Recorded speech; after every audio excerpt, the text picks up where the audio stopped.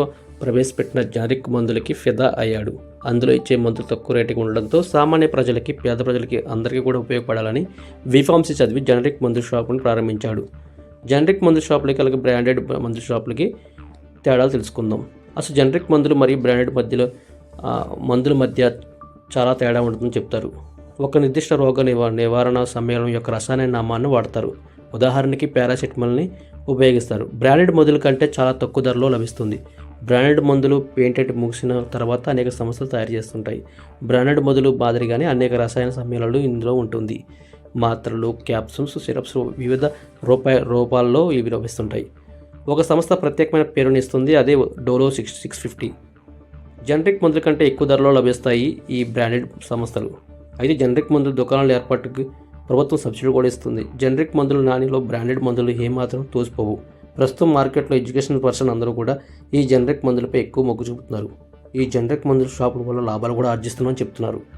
ఇవి దాదాపుగా 50% డిస్కౌంట్తో అలాగే చాలా తక్కువ ధరకే లభిస్తున్నాయి. అదే ఫార్ములా కూడా ఉంటుందని చెప్తున్నారు మణికంఠ అనే యువకుడు.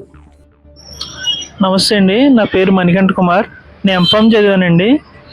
ఎంఫామ్ అయ్యాక జాబ్ చేద్దాం అనుకుని జాబ్లో జాయిన్ అయ్యాను. బట్ ఏంటంటే సొంతగా మా ఊర్లో ఉందామనే ఉద్దేశంతో నేను మెడికల్ షాప్ పెట్టుకున్నానండి. అయితే నేను మామూలుగా అయితే నార్మల్ షాప్ తీసుకుందాం అనుకున్నా. బట్ ఆ కాస్ట్లో చూశాను నేను. పేదలకు అండగా ఉండాలని చంద్రబాబు గారు ఆ టైంలో జనరిక్ అని పెట్టారు. అది నేను ఇన్స్పైర్ అయ్యి జనరిక్ షాప్ ఒకటి పెట్టానండి.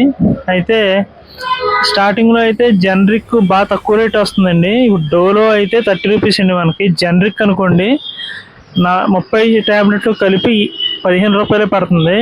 సో ఇది జనాలకు ఉపయోగపడుతున్న ఉద్దేశంతో నేను జనరిక్ పెట్టానండి. అయితే చాలామంది జనం ఇప్పటికి కూడా అంటే స్టార్టింగ్లో మరీ దారుణం అండి. 190 మంది కొంచెం జనరిక్ అంటే పని చేయదేమని భయంతో చాలామంది ఇష్టపడేవాళ్ళు కాదు.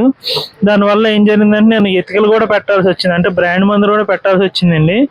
సో రెండు బాగానే జరుగుతున్నాయండి. కాకపోతే ఉన్న కొద్దీ పోగా ఎతికల మీద ఏంటండి అదేనండి జనరిక్ మీద ఇంట్రెస్ట్ చూపించాను. ఏం లేదండి, జనరిక్ అన్న బ్రాండ్ అన్న జనరిక్ అన్న రెండో ఒకటే. బట్ చేంజర్లో ఏంటంటే మీకు రేటే తేడా అవుతాయి, కంపెనీ మారుతుంది అంతే తప్ప వేరే తేడా ఏమి ఉండదండి. ఫర్ ఎగ్జాంపుల్ ఇది చూడండి, డోలో ఉంటుందండి, ఇదేమో పైరికూల్ అండి. బట్ కాస్ట్ వచ్చి ఇది 15 రూపాయలండి, ఇది వచ్చి 30 రూపాయలు. ట్యాబ్లెట్స్ చూడండి 15 ఉంటాయి స్ట్రిప్కి, ఈ 30 రూపాయలు. ఈ 20 ఉంటాయండి 15 రూపాయలు. తేడా ఏంటంటే జనరిక్ అవడం వల్ల రేటు బాగా తగ్గుద్దండి మనకి.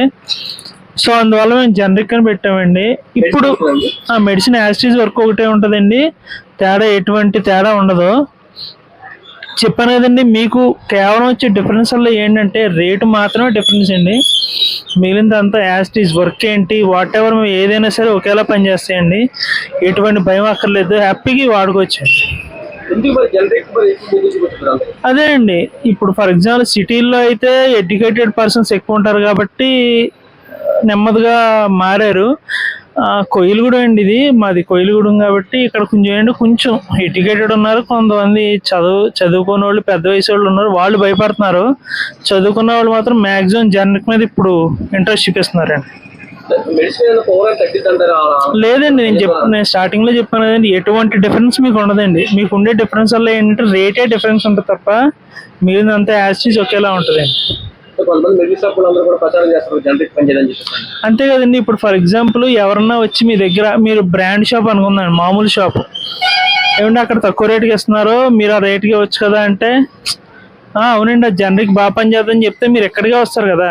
అందుకని మ్యాక్సిమం చాలా మంది ఏమని చెప్తారంటే తక్కువ రేటుకి వస్తుందంటే అది క్వాలిటీ సెకండరీ ఉంటుంది, బాగా పనిచేయదు అన్నట్టు పుట్టించడం వల్ల మెయిన్ ఇప్పటికి కూడా చాలా మంది భయపడేది దానివల్లనండి.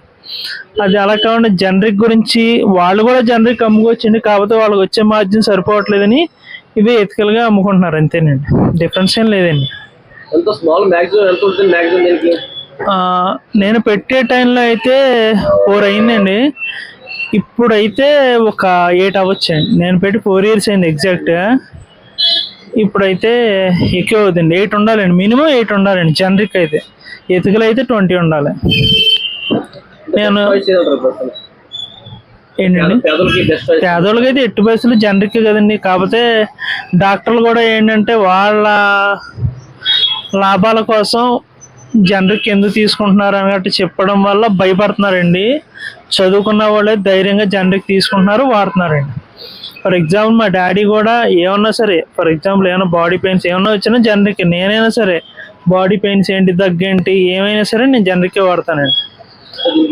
ప్రచారం చేస్తే ఎలా పడుతుంటారు వాళ్ళు? ప్రచారం ఇస్తే చాలా బాగుంటుందండి, పేదవాళ్ళకి చాలా ఉపయోగకరం కదండి ఇది. నా పేరు రాజేష్ అండి. ఇక్కడ మెడిసిన్ తీసుకుని వాడానండి, చాలా బాగా పనిచేసింది. మళ్ళీ ఇక్కడికి వచ్చి రిపోర్ట్ వచ్చాయండి.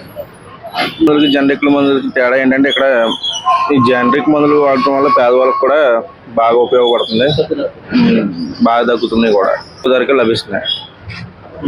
వల్ల జనాల్లో కూడా వెళ్ళబోతుంది కాబట్టి పేదవాళ్ళకి తక్కువ రేట్లో బాగా పనిచేస్తున్నాయి మందులు. ఇంగ్లీష్ మందులు షీట్ వచ్చి 200 ఉంటుంది, మామూలు జనరిక్ మందులు 80 రూపాయలకు వస్తుంది. దీనివల్ల పేదవాళ్ళకి కూడా చాలా తక్కువ రేట్లో అందించడం జరుగుతుంది ఈ మందులు. సో అందరికీ ఈ జనరిక్ మెడిసిన్ చాలా బాగా ఉపయోగపడుతుంది. ఒకటే మందు ఒకటే క్వాలిటీ బాగుంటుంది.